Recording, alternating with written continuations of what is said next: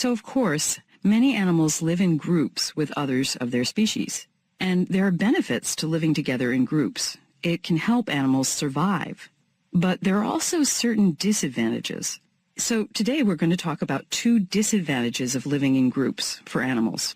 One disadvantage is that animals that live in groups may be more visible to predators. If there's a big group of animals, predators are more likely to spot them than they would an individual animal on its own. So sometimes animals in groups may be more vulnerable to being captured by predators. For instance, sardines, really small fish, swim in groups, and other larger ocean animals, like some kinds of whales, eat them. So while a whale probably wouldn't notice one sardine, it'd see a group of sardines very easily and thus be able to capture them for food. Another disadvantage has to do with caring for the young. In a large group, there are a lot of young animals around, and it can be difficult for animals to find or identify their own young, and they may end up taking care of other animals' young instead. So their own young may not get the care they need. For example, some bats live in caves, and with one type of bat, millions of them live together in the same cave. And with young bats so crowded together in the cave, it's sometimes hard for a mother bat to find her babies. So when a mother bat returns from finding food to feed her babies, she might end up feeding the babies of another mother bat, meaning her own babies don't get fed. So, we know animals in many climates have to develop strategies, ways to protect themselves when the weather becomes especially hot and dry in the summers. Let's start talking about how one small creature, a snail, can do this. Now, as you know, a snail is a very small creature with a soft, moist body, most of which is protected by a hard shell. A snail is a good example of an animal that has developed certain strategies for coping with high temperatures and drought or lack of water. First, to avoid the heat, when the sun comes out, snails move into the shelter of vegetation, plants or leaves, to get out of the sun and into the shade. Now, of course, the ground can become very hot in the sun. It absorbs and radiates heat, so snails will move up off of the ground to places where it is cooler.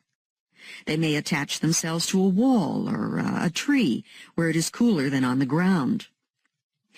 Now, it's not just heat that snails need to worry about. They also need to avoid drying out due to lack of water.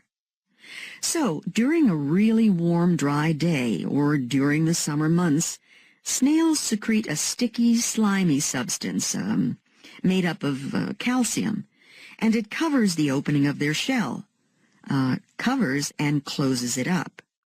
This keeps the moisture inside the shell and prevents the snails from drying out. Snails can stay inside their shells closed up like this for a long time, even several months if it's a really dry summer. Their bodies, everything slows down, and so they don't need food. They can survive on what food they've stored up. But when it rains and water is available again, the snail opens up its shell to get some.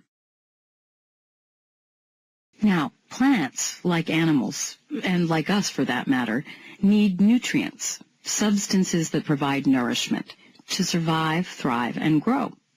We get our nutrients from the food we eat.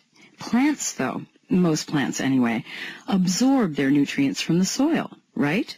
Through their root systems? Okay. But there are plants that don't get their nutrients from the soil. The places they grow, the soil is bad, so they get their nutrients from insects instead, from trapping and digesting insects. They're called carnivorous plants. Carnivorous plants capture insects in different ways. They have different trapping mechanisms, active traps and passive traps. A plant with an active trap, a good example is the Venus flytrap. The Venus flytrap actually moves to catch its prey, or parts of it do anyway. Its leaves, it has special leaves that are hinged in the middle. The two halves of the leaf open and close, sort of like a mouth, to catch insects. And on these leaves is a sweet nectar that attracts insects. Insects like this sweet stuff. And when they get lured in and land on the leaf, wham, the leaf springs shut. It's an active trap, and the insect springs it, so to speak. The leaf quickly closes and forms a little cage, trapping the insect between the leaves. The Venus flytrap is then able to digest the insect and get its nutrients. But other carnivorous plants, their methods are passive. They don't have any moving parts to trap things. They have passive traps, like the sundew plant. The sundew plant also produces a sweet nectar that attracts insects. Its leaves are full of little hairs that secrete the sweet substance. But what happens when insects land on the sundew's leaves to get at the sweet nectar? Well, unfortunately for the insects, the hairs on the leaves also produce a super sticky glue-like substance. So an insect gets stuck in them and can't fly away. It basically gets glued there, allowing the sundew to digest it and absorb nutrients. Now let's talk about a particular cultural process, diffusion. Since the beginning of human history, diverse cultures have taken advantage of one another's innovations when they've come into contact. Diffusion is the process whereby something cultural, like a custom, a type of food, or an invention, is spread from one group to another, or from one society to another. One group adopts a cultural item, or more selectively just part of a cultural item of another group, you see? Now, diffusion can occur through a variety of ways: military conquest, or tourism, or well, even something like the influence of satellite TV shows around the world. For example, take something like reading a modern newspaper here in the U.S. Have you ever thought about where the letters, the characters on the page you're reading, where they came from? They were borrowed from another culture many centuries ago. Then the printing of the words. Well, that process was invented in Germany. And finally, the paper itself. Paper was invented in China. These innovations from all over the world were shared across cultures over time, and so today we have newspapers in the U.S. So the process of diffusion might take place over long distances and over long periods of time. Now, I'm not saying that diffusion happens easily. As I mentioned, sometimes it's selective. For instance, many people in the U.S. have accepted the practice of acupuncture, the Chinese practice of using needles to cure disease or relieve pain. So lots of people in the U.S. have realized that acupuncture is effective, but few of them fully understand or have committed themselves to the philosophy behind acupuncture. Cultures tend to resist ideas which seem too foreign, too different from their own beliefs and values. But the ideas which aren't perceived as too different are often incorporated, absorbed, diffused into their culture. So the practice of acupuncture has been absorbed into U.S. culture, but not the philosophies of Chinese medicine. When people are in difficult situations, sometimes they experience feelings of helplessness or psychological pain. So what do? They unconsciously use strategies called defense mechanisms to protect themselves psychologically from their painful emotions. Let's say a woman has a pet dog. She's had this dog for a long time, and he's kept her company and guarded her for years. But one day he runs away. This woman looks everywhere and asks other people if they've seen her dog, but she just can't find him. Now, she feels helpless and sad because she misses her dog. So she'll unconsciously find ways to deal with her painful feelings. One defense mechanism she might use is fantasy. With fantasy, the woman uses her imagination. So instead of just feeling helpless and sad about her lost dog, she invents a happy story in her mind. She might imagine that a nice family found him and feeds him, and that he's really happy with them.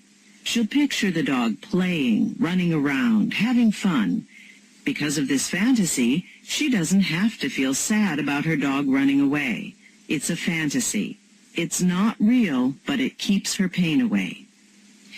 Another defense mechanism she might use is what we call sublimation. Sublimation is different from fantasy because sublimation isn't about pretending. It's about turning negative emotions into something useful, practical. So the woman might start a dog training school. That way, by training dogs, perhaps she can help prevent other people's dogs from running away like hers did. In other words, with sublimation as a defense mechanism, the woman redirects her negative feelings about losing her dog into a positive, constructive activity. So we've been talking about life in ancient times, and today I want to discuss an important aspect of ancient civilizations, the economy. As the economies of ancient civilizations developed over time and became more complex, certain changes tended to occur. Let's talk about a couple of the changes that happened as the economies of ancient civilizations developed. One of the key economic changes was in the way that people paid for goods and services. As their civilizations developed, many began to use currency, money, to pay for goods and services rather than trading with each other. A monetary system made it easier to make purchases because people could buy from anyone, not just those who wanted to trade. So, for example, say a man who baked bread wanted a new coat. Well, with a monetary system, the man could buy a new coat from the coat maker with money.